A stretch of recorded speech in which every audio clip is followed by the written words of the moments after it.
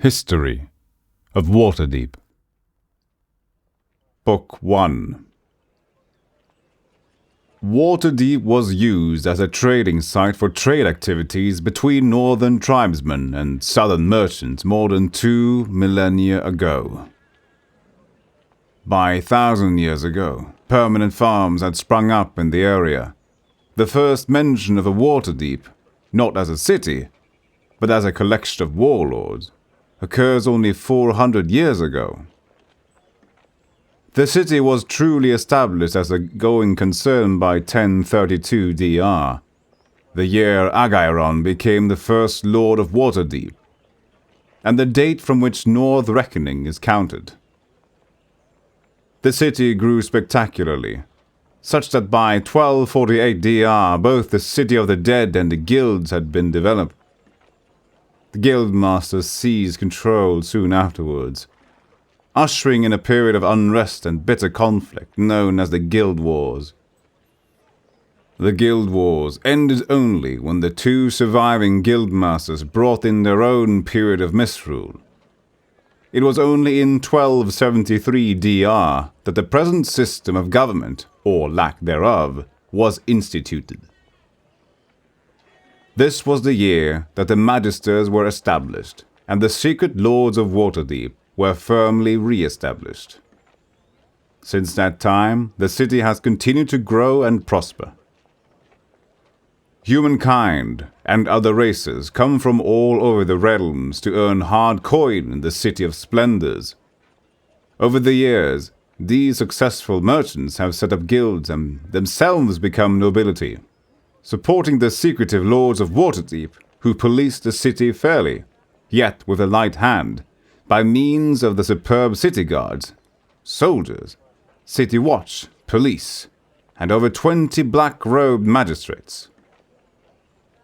As a result, Waterdeep is a place tolerant of different races, religions, and lifestyles. This, in turn, has encouraged commerce, and Waterdeep has grown into a huge eclectic city. Book 2. Age 0. Trade Moots and Pioneers. Few now know the true history of this great city, which had its beginning over 1,000 years ago, when the North was truly what Southerners still sneeringly call it, the Savage North. In those days, most of the North was covered with vast, tall forests of ancient green and inhabited by dwarves and goblin kind in the most northern mountains and foothills, and elves in widely scattered forest enclaves everywhere else. A few primitive human tribes lived along the Sword Coast, fishing, hunting, and gathering in spring and fall to trade their furs, with vessels sailing in from the south for merchants' jewelry, metal tools, and the occasionally available weapon or two.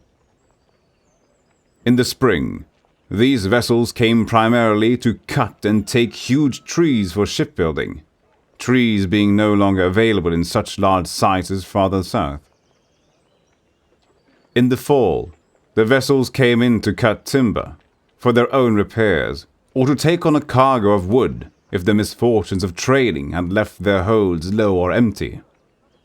Most of these trade moots were at a certain place, where there was a great natural deep water harbor, protected from the sea by a rocky spur of land and an arm of an isolated coastal crag, or a rocky island beyond it. Book 3. Age 1.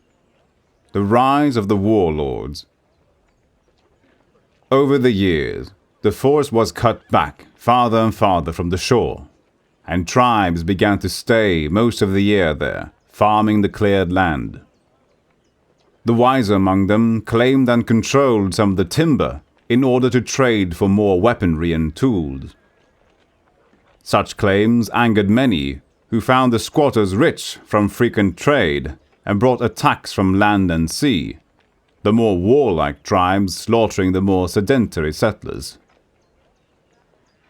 Noted among these tribes was that led by Nimwa, a chieftain who ordered his people to cease the farms, crude wooden docks, trading sheds and storage barns built up around the bay.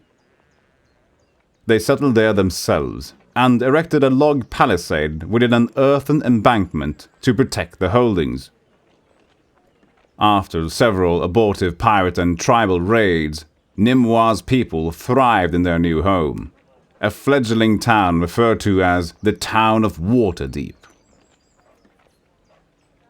Farther north, orc tribes had outgrown their mountain strongholds.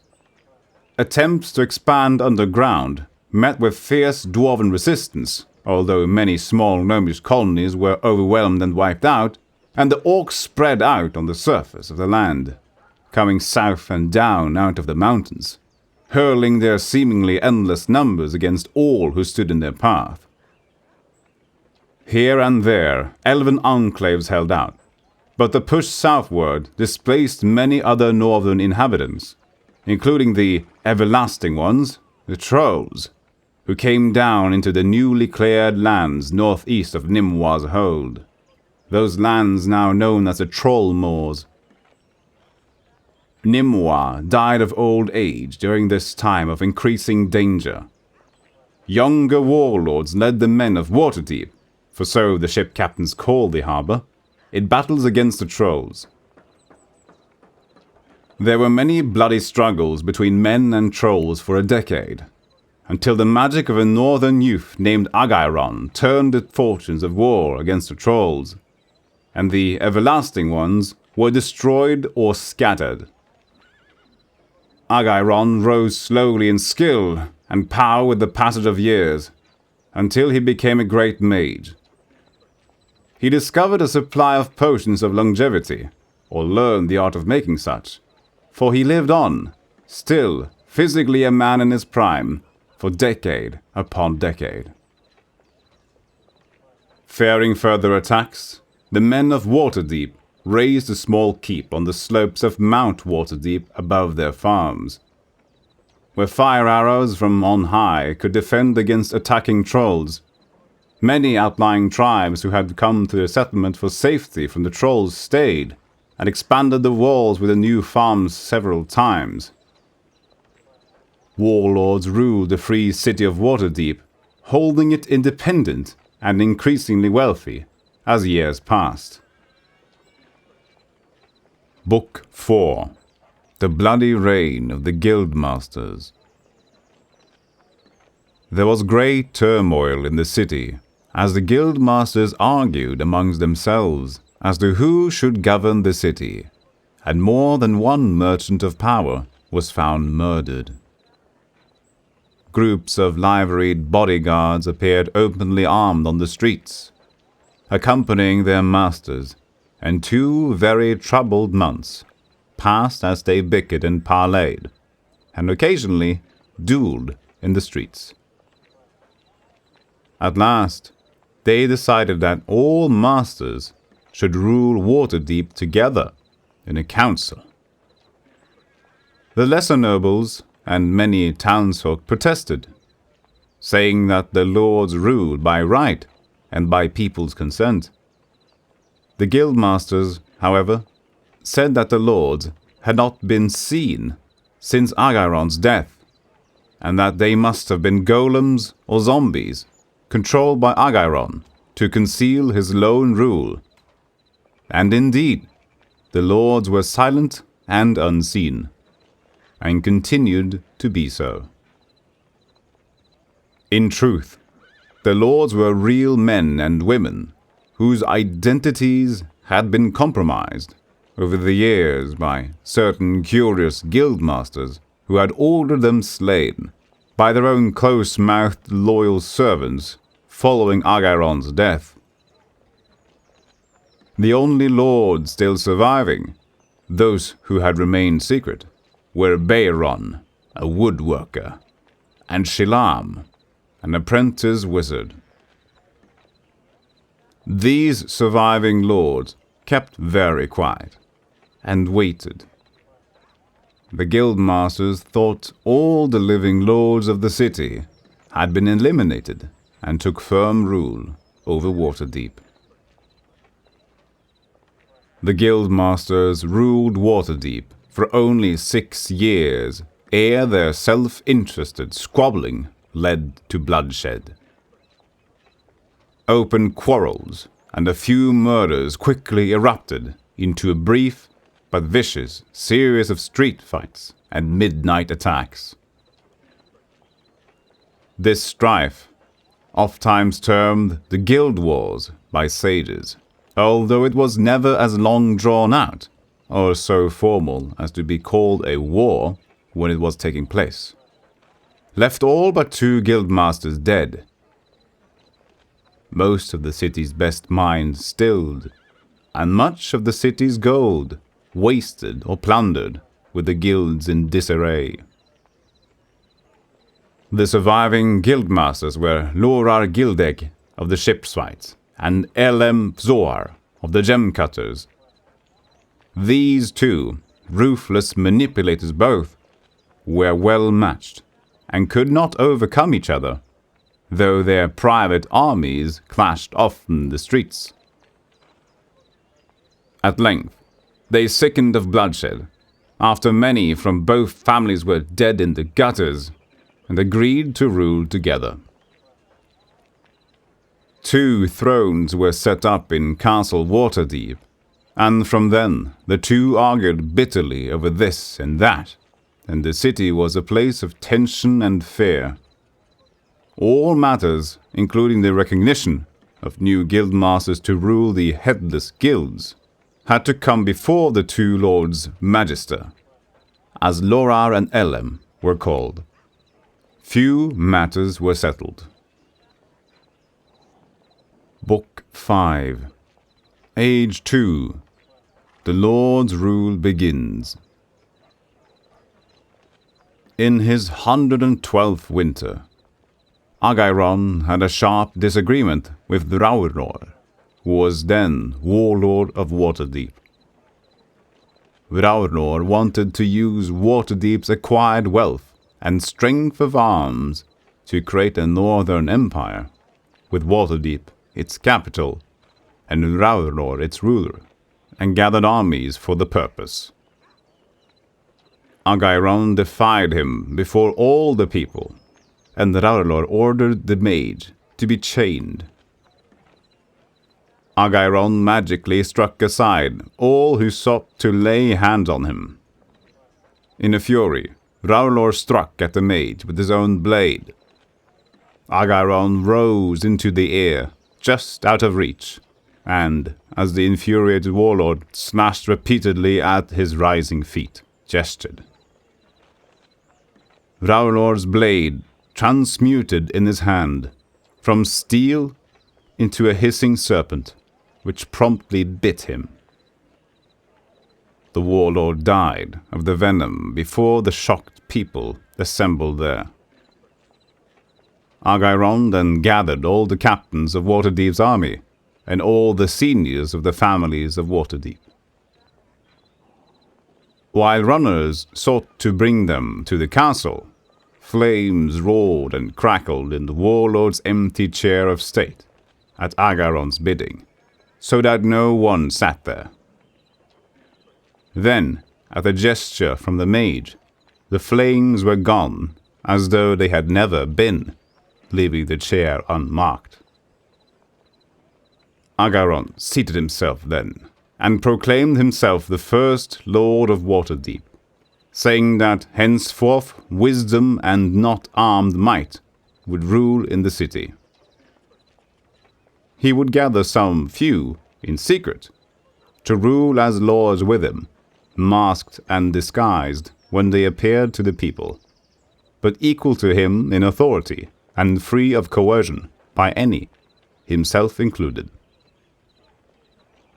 These lords were to be drawn from all walks of life in the city, and could serve as long as they wished. The people heard and agreed, and for the next 200 years, Agairon ruled Waterdeep with his unknown fellow lords. Over the years, The masked lords were a group of sometimes 5, 6, or 7, who appeared seldom and said little. Some whispered that they were Agairon's servants, or even magical automatons controlled by the old mage. Still, Agairon's justice was swift and fair, his laws good, his guardsmen polite, and just as ready to help as apprehend, and the people approved. The years passed in peace and prosperity. The north was open to humans. Roads built under Agairon's direction linked it together, from the ruins of the fallen kingdom, which had been shattered by goblin races' attacks before men were numerous in the north, to the cities that would later become armed. Waterdeep grew 5-fold in size and wealth. From all over the realms, folk began to come to the Crown of the North, drawn by money, and among them came those who rob, cheat, and steal.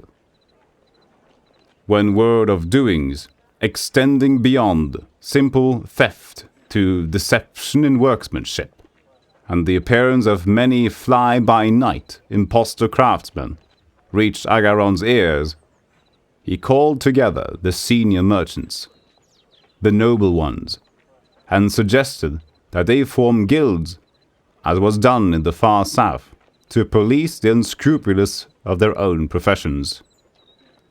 Some resisted, or were furious, but most saw the advantages of such an arrangement, particularly if they were free to set matters up themselves, and not have less favorable arrangements forced upon them. The guilds were created forthwith. Twice more the city walls were expanded, as Waterdeep continued to grow in size and prosperity.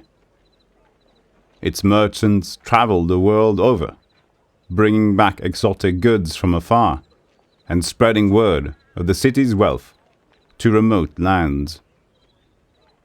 In the south, some listened with an eye to conquest, or at least plunder, but swords were already out in those southern lands in a time of widespread strife, and no invaders came. Agairon's health eventually failed, and he died. He was buried with ceremony in his tower, which was secured against thieves and fools.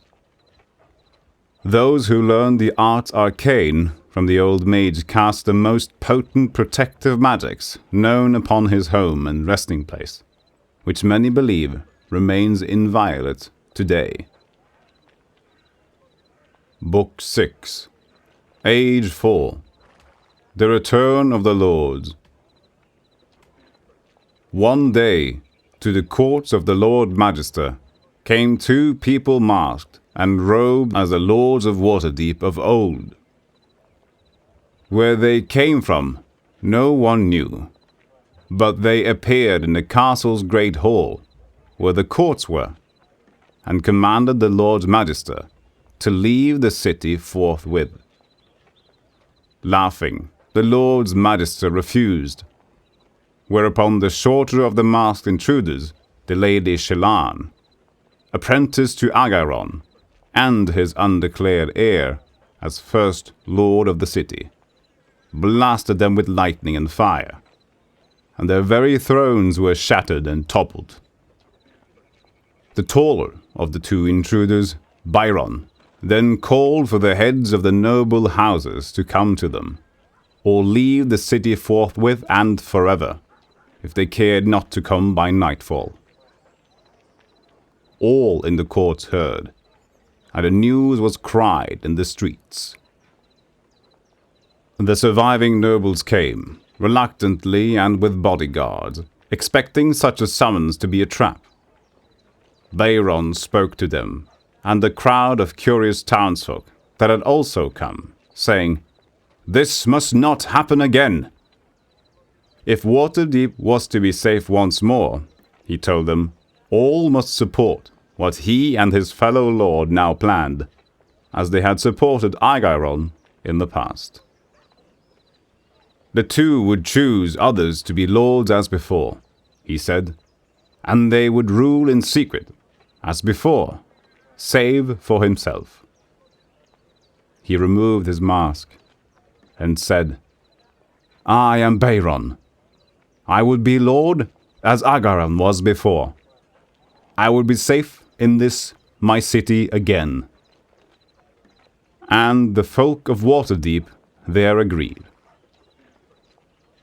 Shallan, still masked, commanded that the houses of the two Lords Magister be outcast. There was protest, and she raised her hands that had blasted the thrones, and it was still again. And the house of Gildek and Zoar were outcast. Peace returned to the city, and Waterdavians to their labours. To inhibit discovery of who the lords were, Beiron selected certain men of character, whom he knew well, and appointed them magisters, black robes they were soon called, from their robes of office, under the lords, to judge and apply the laws of Waterdeep in daily affairs. These magisters he paid well, to raise them from temptation, and gave lodgings to those who feared for safety to dwell among the people. To so serve, he told the city, was a burden, not a proud misuse of authority, and if any wished to no longer serve, or were found wanting, they were not to be vilified, but accorded respect. And over the magisters the lords sat in their court, to correct and overrule the judgment of the magisters. Beiron told the people that none were to decry or belittle any judgments of magisters that the Lord saw fit to alter or cast aside. If any thought ill of the officers, or those who held them, they could turn back to the rule of sword and whim, and perish as had those before them. Before the Lord's court, Beiron encouraged people to speak freely for the length of a short candle's burning, without fear of chastisement or reproach of the lords for anything said, as long as they spoke openly, and answered questions or opposing views put to them by any there. Thus, he held, just grievances of folk would be heard, no matter how small the matter or lowly the speaker. And so it was. Slow to take hold, until people knew it for careful justice, but enduring beyond Beiron's time, and beyond Shallan's time, and beyond the time of their daughter Leshtin, the masked lady, who wed Zelfar Aronson of Neverwinter, and was mother to Kelban Blackstaff Aronson, a lord of Waterdeep today, who knows the secrets of long years, as Aegairon did.